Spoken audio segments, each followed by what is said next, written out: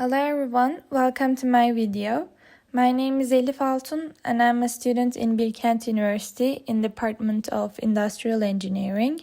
And in this video, I'm going to present my Physics 102 lab project. Here we have the equipments that I have used in my experiments.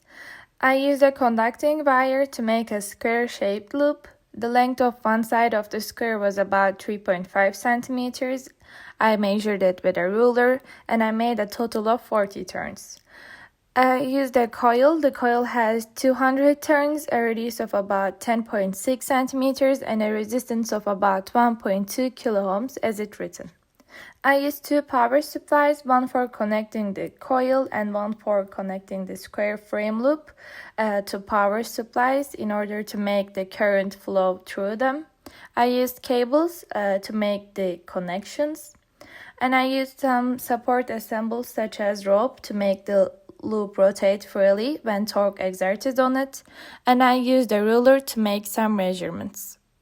In this experiment, I tried to observe the magnetic torque acting on a loop of current-carrying wire by placing it in the magnetic field created by a coil.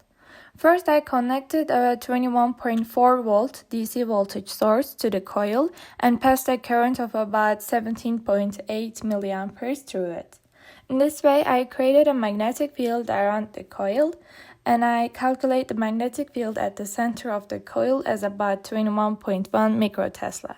And I find the direction of the magnetic field by right-hand rule. Then I prepared a current loop that will pass current.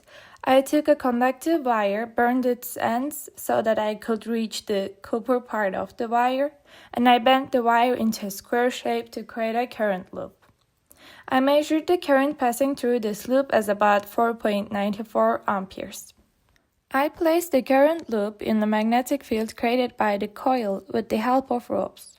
It was difficult to prepare a setup to make the current loop rotate freely. First, I placed the loop parallel to the magnetic field, and I observed that maximum torque occurred in this position. The loop tried to move and rotate, but for some reasons couldn't make a full turn.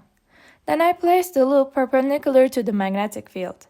In this case, theoretically, the torque should have been zero, and the loop didn't really move as we have expected. I had some difficulties during the experiment. The magnetic field produced by the coil was relatively weak. The weight of the wire and the large number of turns made the movement difficult. Because of these reasons, the current loop couldn't make a full turn when we placed it parallel to the magnetic field direction. However, we clearly observed that the result of the experiment and the theoretical expectations are compatible.